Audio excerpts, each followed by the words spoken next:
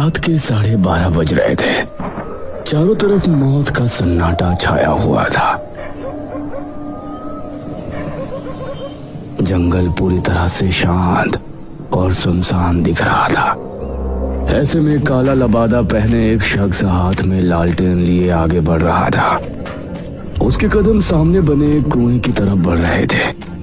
वो कुएं के करीब जाकर रुका और फिर उसने कुएं के अंदर एक पर्ची डाली।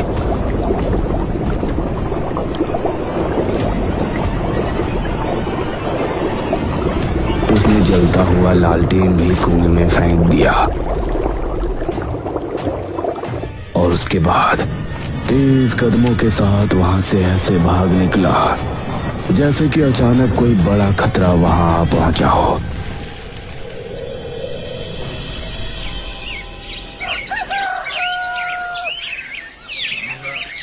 अगली शाम इसी गांव में रहने वाली एक औरत कल्याणी अपने आंगन में बैठी हुई थी। उसकी बहू आंगन में झाड़ू लगा रही थी। अरे ओ सुस्त मुर्गी, कब तक तू उसी कोने में लगी रहेगी? अब आगे बढ़कर यहाँ की भी झाड़ू लगा दे।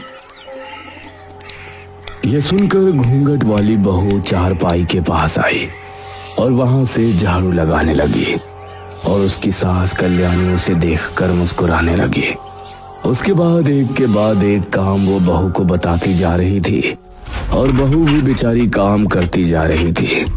कल्याणी इसी तरह से अपनी बहू पर अत्याचार करती थी और बहू बेचारी अपने घर को बसाने के लिए उसकी हर एक बात माना करती। रात के समय कल्याणी अपने कमरे में सो रही थी। तभी उसके चेहरे पर पानी की धारा छपाक से पड़ी। अरे कौन है? इतनी रात में इतना गंदा मजाक। कल्याणी ने उठकर देखा तो उसके आसपास कोई नहीं था। उसने देखा कि आंगन में घर के बाहर से पानी बहता आ रहा है। अरे पानी कहाँ से बहता हुआ आ रहा है? ऐसे तो पूरे बरामदे में कीचड़ हो जाएगी।